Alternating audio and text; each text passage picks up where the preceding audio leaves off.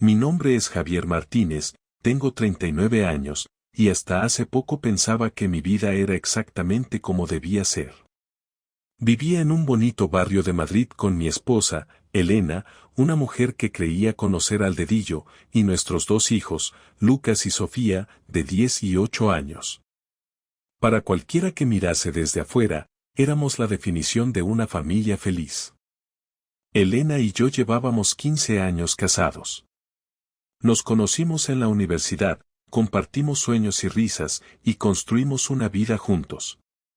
Yo soy arquitecto, ella trabaja como profesora en un colegio cercano. En casa, éramos equipo, compartíamos las tareas, las decisiones y los pequeños rituales que le daban color a nuestro día a día. Los domingos en el parque, las cenas de viernes frente a alguna película tonta. Era nuestra burbuja, y creía que nada podía estallarla. Pero todo cambió hace un mes. Una pequeña sospecha, casi insignificante al principio, plantó en mi mente una semilla de inquietud. Aún no lo sabía, pero esa sensación acabaría por convertirse en un vendaval que arrasaría todo a su paso. Aquel jueves por la tarde, Elena mencionó que debía quedarse en el colegio para una reunión del consejo escolar. No me esperes despierto, dijo con su tono habitual. Sin embargo, algo en su mirada me dejó un regusto extraño. No le di mayor importancia, o al menos eso intenté creer. ¿Quién iba a imaginar que ese detalle marcaría el principio del fin? El jueves por la noche, después de que Elena me dijera que estaría hasta tarde en el colegio, me preparé una cena sencilla y revisé unos planos para un proyecto en el que estaba trabajando. Sofía y Lucas estaban dormidos en sus habitaciones, y la casa estaba en completo silencio. Podría haber sido una noche más, pero no lo fue. Todo comenzó con una casualidad. Al revisar mi correo, noté que Elena había dejado abierta su cuenta en nuestra computadora compartida. No soy del tipo desconfiado, pero el navegador había abierto un mensaje en borrador. No era nada extraño, solo un recordatorio para un compañero de trabajo sobre un material escolar. Cerré el correo y pensé que no tenía sentido estar revisando nada más. Sin embargo, algo me hizo detenerme. Había una pestaña minimizada, y aunque no suelo meterme en asuntos de Elena, mi dedo pareció moverse solo. Era un chat de WhatsApp web. Te extraño mucho. No puedo esperar a verte el viernes, decía el mensaje más reciente, enviado por alguien llamado Carlos G. Mi corazón dio un salto. ¿Quién era Carlos G? ¿Y por qué Elena le escribiría algo así? Respiré profundamente. Quizá era un malentendido. Quizá tenía que ver con su trabajo o con algún amigo que yo desconocía. Pero algo en mis entrañas me decía que no era tan simple. Abrí la conversación. Lo que leí me heló la sangre. Había semanas de mensajes entre Elena y este hombre. Eran textos largos, llenos de bromas internas, referencias a lugares en los que nunca habíamos estado juntos, y una intimidad que no podía ser casual. No había fotos comprometedoras, pero las palabras eran suficientes. Se referían a encuentros en su lugar, y Elena le había dicho que le gustaba el olor de su colonia después de un día juntos. No sabía qué hacer. Cerré la computadora y me levanté de golpe, sintiendo como la rabia y la tristeza se mezclaban en mi pecho. Me obligué a calmarme. Sofía y Lucas estaban dormidos, y no quería que me vieran en ese estado. Caminé hasta la cocina, me serví un vaso de agua, y traté de pensar con claridad.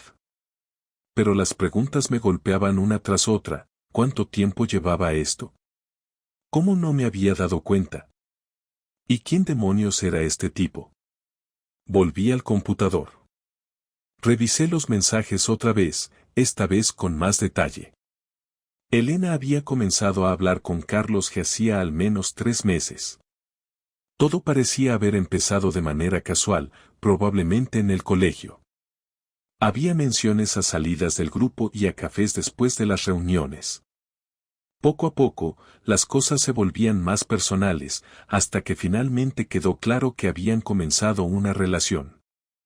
El mensaje que más me dolió fue uno que Elena había escrito hacía unos días: contigo me siento viva. Como si volviera a ser joven otra vez. Era como si estuviera diciendo que nuestra vida juntos ya no la llenaba, que yo no era suficiente. Sentí como se me hacía un nudo en el estómago. Habíamos pasado 15 años juntos. Habíamos construido una familia, una casa, una vida. ¿Y ahora me estaba reemplazando por alguien que apenas conocía? La idea me quemaba por dentro. Quería llamar a Elena en ese mismo momento y exigirle una explicación, pero sabía que no podía hacerlo todavía. Necesitaba más información. Necesitaba estar seguro. Decidí que tenía que averiguar quién era este hombre. Sabía que trabajaba en el colegio, pero eso no era suficiente. Busqué su nombre en Facebook y encontré un perfil que coincidía: Carlos Gómez, profesor de educación física en el mismo colegio donde trabajaba Elena. Su foto de perfil mostraba a un hombre unos años más joven que yo, con barba perfectamente arreglada y una sonrisa amplia. Parecía el típico tipo carismático que se llevaba bien con todos. Era fácil imaginar por qué Elena habría caído en su trampa. Durante las horas siguientes, recopilé toda la información que pude. Revisé las fechas de los mensajes y las comparé con las veces que Elena había llegado tarde a casa o había salido con sus amigas. Todo encajaba demasiado bien. Habían estado juntos al menos en 4 ocasiones en las últimas semanas, siempre los días en los que yo estaba más ocupado o cuando Elena decía tener reuniones escolares. Cuando terminé, sentí como si todo mi cuerpo estuviera hecho de plomo. Estaba exhausto, pero sabía que no podría dormir. Me quedé sentado en el sofá, con las luces apagadas, tratando de procesar lo que acababa de descubrir. Mi esposa, la mujer con la que había compartido más de una década de mi vida, me estaba traicionando. La hora se hizo insoportable, y finalmente oí las llaves en la puerta. Elena llegó casi a la 1 de la mañana, como había dicho. Traía una sonrisa tranquila y un bolso lleno de papeles. La reunión fue un infierno, como siempre, dijo mientras se dejaba caer en el sofá junto a mí. La miré, tratando de imaginar cómo podía mentir con tanta facilidad. Quise gritarle, preguntarle cómo podía hacerme esto, pero no lo hice. No todavía. Solo asentí y le dije que yo también había tenido un día largo. Entonces subí a nuestra habitación y me acosté, pero no cerré los ojos en toda la noche. Sabía que esto era solo el principio. Tendría que enfrentarla, pero no hasta que estuviera completamente preparado. Ella pensaba que me tenía engañado, pero pronto descubriría que no era así. No fue fácil pasar los días siguientes fingiendo que todo estaba bien. Cada vez que Elena me hablaba, sentía una mezcla de rabia y tristeza que tenía que esconder con una sonrisa forzada o una respuesta breve. Pero sabía que confrontarla sin un plan solo empeoraría las cosas. Quería controlarme y, sobre todo, quería que no tuviera manera de esquivar la verdad. El domingo, decidí que sería el momento. Quería hacerlo cuando los niños no estuvieran en casa. Así que organicé que Sofía y Lucas pasaran el día con mi hermana, diciéndoles que necesitaba trabajar en unos planos sin distracciones. Elena no sospechó nada. De hecho, parecía de buen humor. Cocinó un desayuno ligero, habló de una nueva actividad escolar para Sofía, y me preguntó si quería salir a correr con ella más tarde. La escuché, pero apenas respondí. Cuando los niños se fueron, la casa quedó en silencio.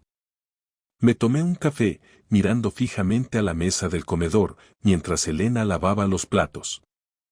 Al terminar, se dio la vuelta y me sonrió. ¿Estás bien?, preguntó. Tenemos que hablar, dije, sin rodeos. Su sonrisa desapareció de inmediato. No parecía nerviosa, pero sí sorprendida por mi tono. Claro. ¿Qué pasa? Le indiqué que se sentara. Ella lo hizo, cruzando las piernas y con las manos en el regazo, como si estuviera a punto de escuchar algo importante, pero sin idea de lo que venía. Sentí un nudo en el estómago, pero lo ignoré. No había vuelta atrás. Quiero que me hables de Carlos Gómez, dije, con la voz tan controlada como pude. La reacción de Elena fue inmediata, su cuerpo se tensó, y sus ojos se abrieron un poco más de lo normal. Era el tipo de expresión que solo alguien culpable podía tener. Intentó cubrirlo con una risa nerviosa. ¿Carlos? ¿El del colegio? ¿Por qué? Tú dime, respondí, sin levantar la voz, pero dejando claro que no estaba jugando. Su risa murió rápidamente, y la incomodidad en su cara era evidente. Se levantó de la silla y empezó a recoger unos platos de la mesa, como si el movimiento pudiera ayudarla a evitar la conversación. No entiendo por qué me preguntas eso, dijo finalmente, de espaldas a mí. Me levanté también. Entiendes perfectamente. He visto los mensajes. Sé lo que está pasando entre ustedes. Elena se quedó inmóvil por un momento, luego se giró para mirarme. Su rostro estaba pálido, pero sus ojos ya no mostraban sorpresa, sino algo más cercano al desafío. ¿Estuviste revisando mi teléfono? No necesitaba hacerlo, respondí, cruzándome de brazos.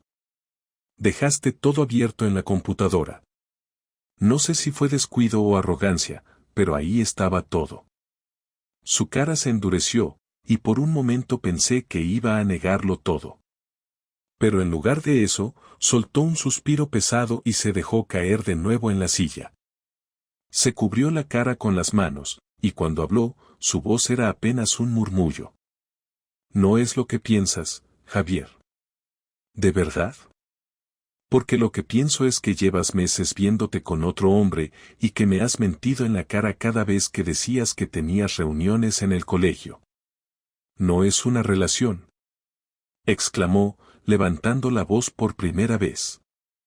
No es eso. Entonces, ¿qué es? ¿Solo te mandas mensajes diciendo que te haces sentir viva? ¿Qué no puedes esperar a verlo? ¿Eso no es una relación? Elena no supo qué responder. Me miró, con los ojos llenos de lágrimas, pero sin palabras.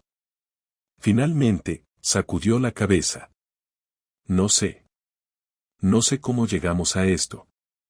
Me reí, pero fue una risa amarga. ¿Llegamos?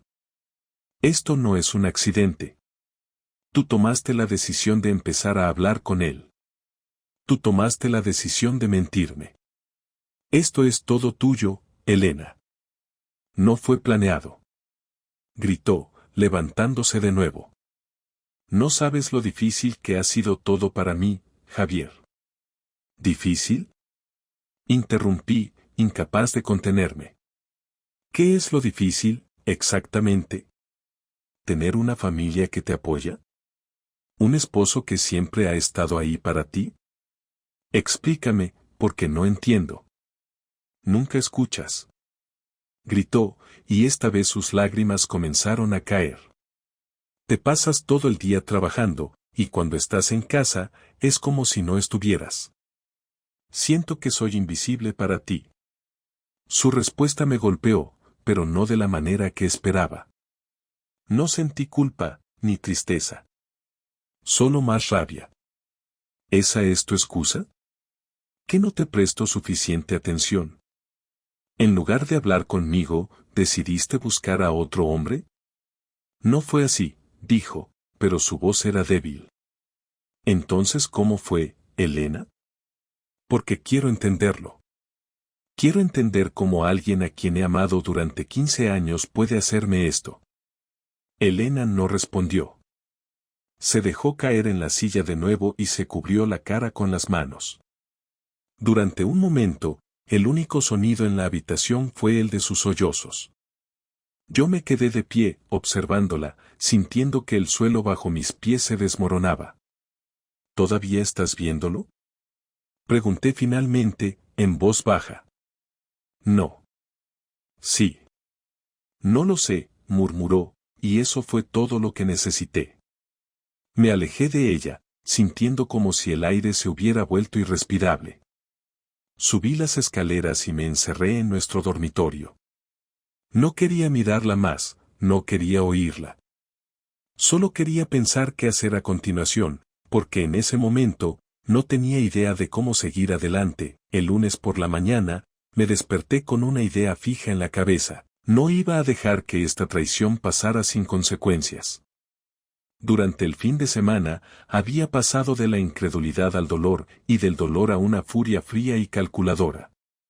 Elena había cruzado una línea, y aunque aún no sabía si nuestro matrimonio podía salvarse, tenía claro que no iba a quedarme de brazos cruzados.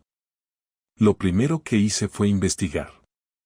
Sabía que Carlos Gómez trabajaba en el mismo colegio que Elena, pero necesitaba más información. Aprovechando que mi hijo Lucas me había pedido que le instalara un programa de seguimiento en su computadora para controlar su tiempo de videojuegos, instalé el mismo software en el portátil que compartíamos Elena y yo. No necesitaba hackear nada, simplemente quería registrar cada mensaje, cada email, cada búsqueda que ella hiciera. Esa misma tarde, mientras Elena estaba en el colegio, accedí al registro. No me sorprendió encontrar mensajes recientes con Carlos. Aunque eran menos frecuentes después de nuestra confrontación, seguían ahí. Mensajes breves, cautelosos, pero suficientes para confirmar que seguían en contacto. Sin embargo, lo que realmente llamó mi atención fue un mensaje que Carlos le había enviado esa mañana. Confirmamos el viernes en el mismo lugar. Ahí lo tenía. Una oportunidad perfecta para actuar. Decidí seguirles la pista. El viernes, les haría saber que no iban a salirse con la suya. Pero primero, necesitaba preparar el terreno. Esa noche, cuando Elena volvió a casa, fingí que todo estaba bien. Fue un esfuerzo monumental, pero sabía que tenía que mantener la fachada. Cocinamos juntos, hablamos de los niños y hasta vimos una película. Ella parecía aliviada por mi aparente tranquilidad, como si creyera que había olvidado todo. Nada más lejos de la verdad.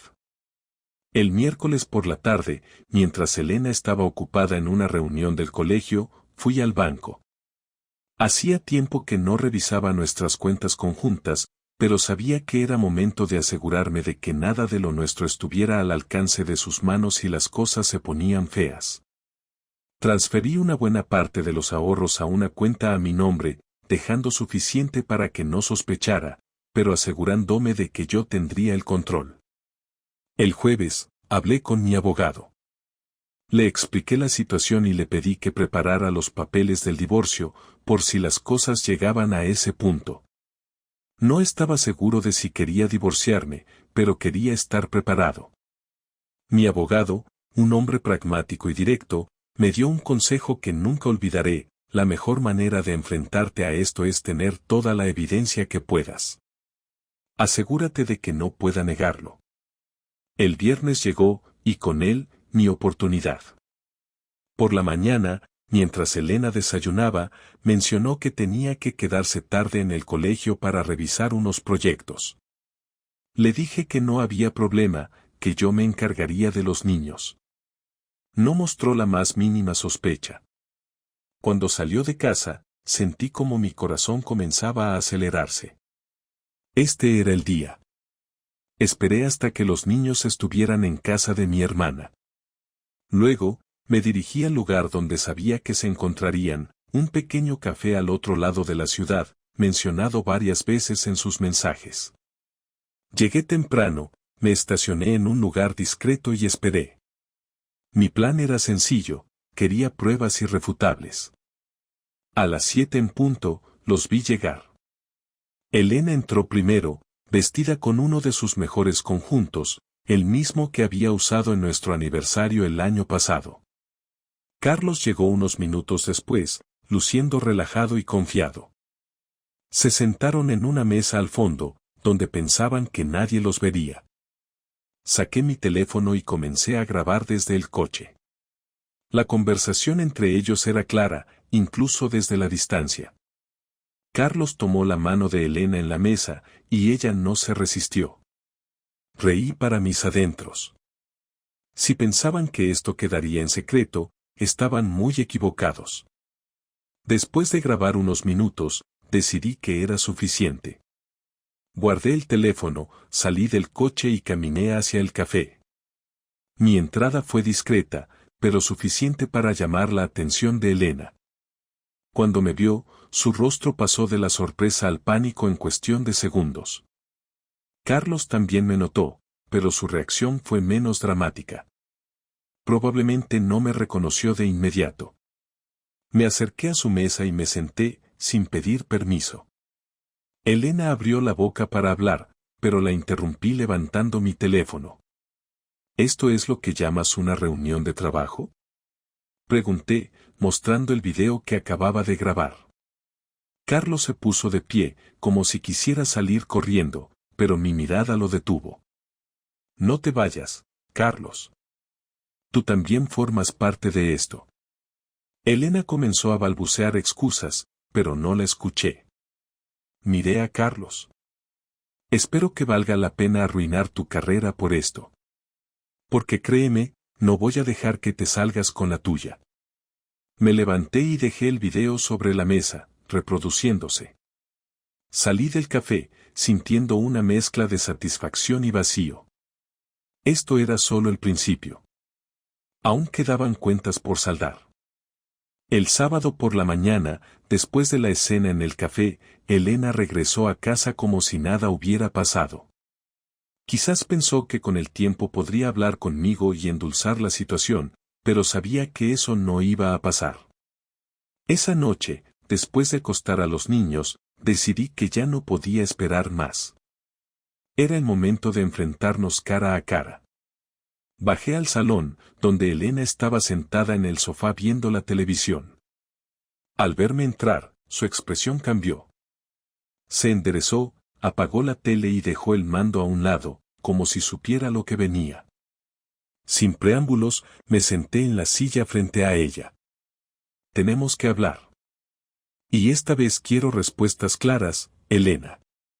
Nada de excusas, nada de rodeos, dije, directo al grano. Ella asintió, pero su mirada era una mezcla de cansancio y miedo. Está bien. ¿Qué quieres saber? Respiré hondo. La parte racional de mí quería mantener la calma, pero la otra, la parte herida y traicionada, luchaba por salir. Quiero que me expliques por qué lo hiciste. Quiero saber qué viste en el que yo no podía darte. Elena bajó la mirada. Su silencio se extendió, y por un momento pensé que no respondería. Pero finalmente, levantó los ojos hacia mí, y lo que vi en ellos no fue desafío, ni arrepentimiento, sino algo mucho peor, resignación. No sé qué decirte, Javier. No hay una excusa que haga esto más fácil de entender. Carlos, él simplemente estaba ahí. ¿Eso es todo?, respondí, sintiendo como mi paciencia se desmoronaba. ¿No tienes nada más que decir? ¿Fue solo porque estaba ahí? No es eso, dijo, alzando un poco la voz. Es que contigo, me sentía sola. Todo se volvió rutina. Los niños, la casa, tu trabajo. Siento que dejamos de ser una pareja hace años. ¿Y eso justifica lo que hiciste?, pregunté, cruzándome de brazos. Te sentías sola, así que pensaste que la solución era empezar a acostarte con otro hombre. No fue así. Gritó, poniéndose de pie.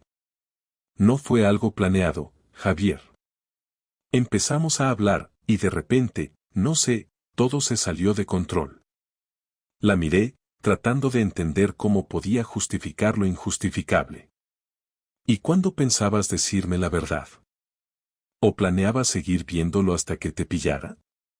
Elena no respondió.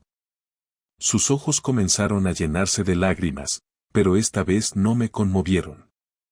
Había visto suficiente. Te di 15 años de mi vida, Elena. 15. Y tú los tiraste a la basura por alguien que ni siquiera vale la pena. ¿Crees que no lo sé? Dijo, sollozando. Me odio por lo que hice, Javier. Sé que te fallé. Sé que fallé a nuestra familia.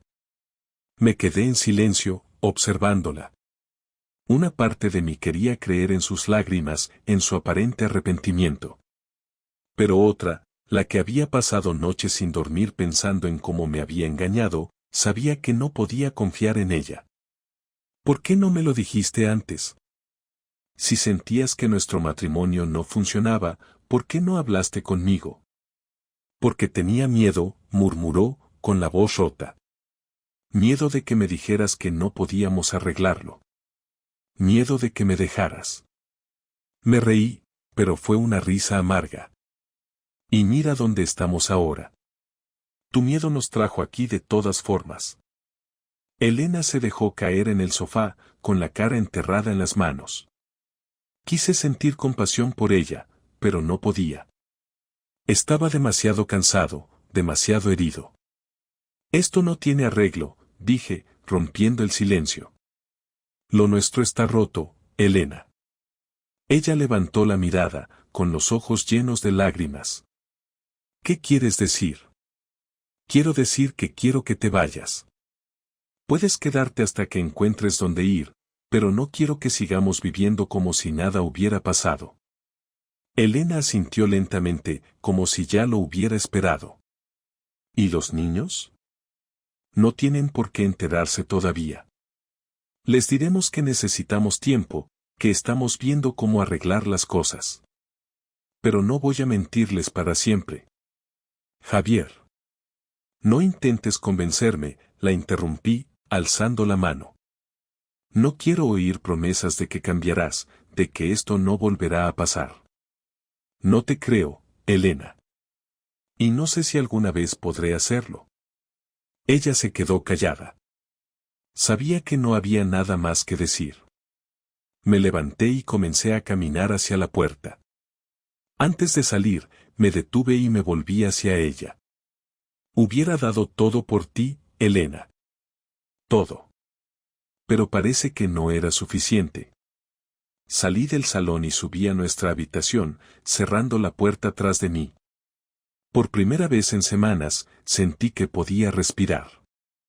Había tomado una decisión, y aunque dolía, sabía que era la correcta.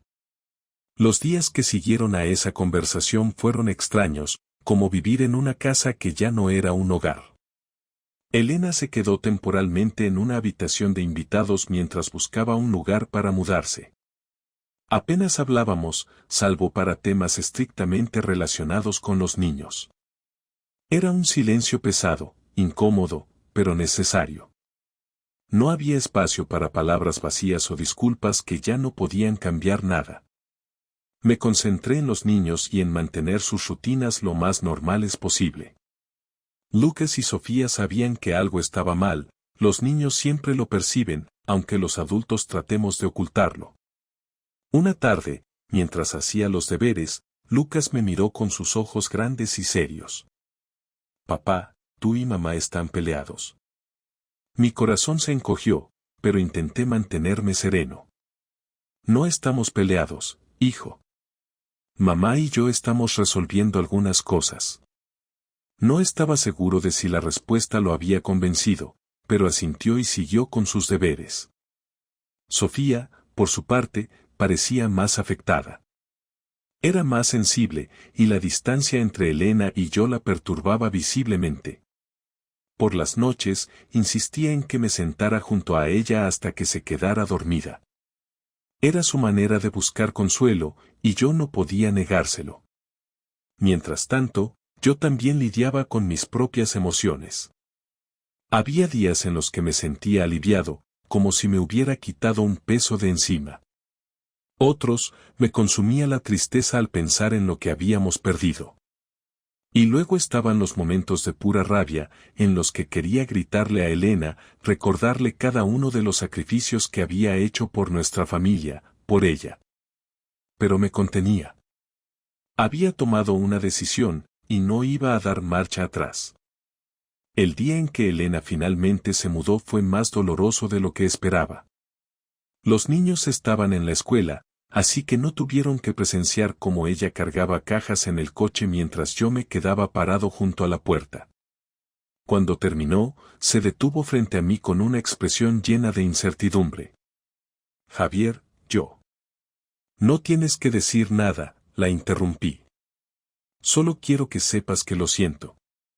Lo siento de verdad. Asentí, sin decir nada.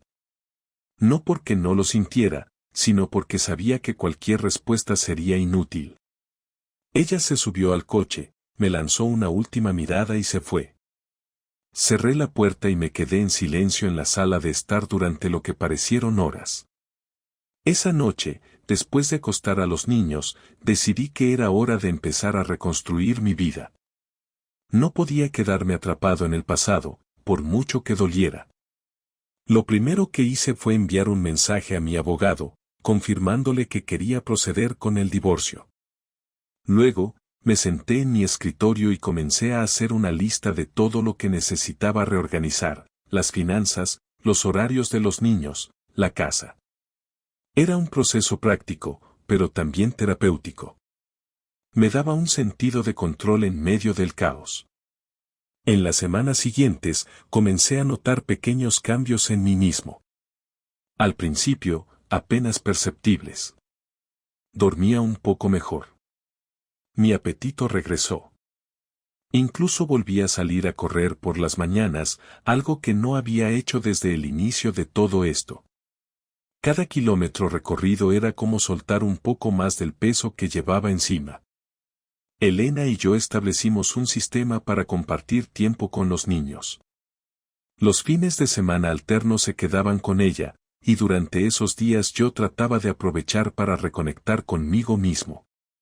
Un sábado, mientras los niños estaban con Elena, me encontré caminando por el parque cerca de casa. Me senté en un banco y simplemente observé a las personas pasar: familias, parejas, corredores. Me di cuenta de que, por primera vez en meses, sentía algo parecido a la paz.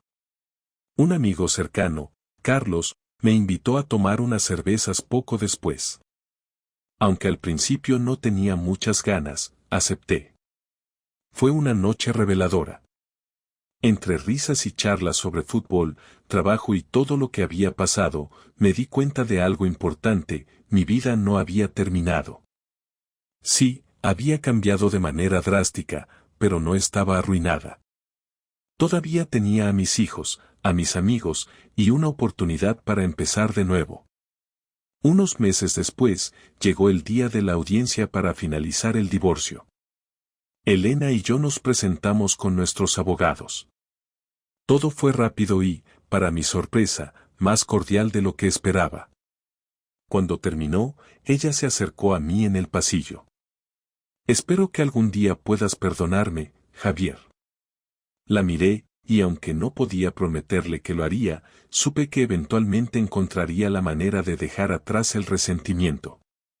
Lo intentaré, respondí, y era lo más honesto que podía ser en ese momento. Con el tiempo, la vida comenzó a estabilizarse. Volví a disfrutar de cosas simples, como cocinar con los niños o leer un buen libro por la noche. Aprendí que no podía cambiar lo que pasó, pero sí podía decidir cómo seguir adelante. Un año después, mientras celebrábamos el cumpleaños de Sofía en casa, me di cuenta de algo: por mucho que me hubiera dolido lo ocurrido, había salido más fuerte de lo que imaginé. Ya no era el mismo hombre que se sentó frente a esa computadora y descubrió los mensajes de Elena. Era alguien nuevo, alguien que había enfrentado el dolor, la traición, y había salido del otro lado. Y aunque el camino había sido difícil, por fin me sentía libre.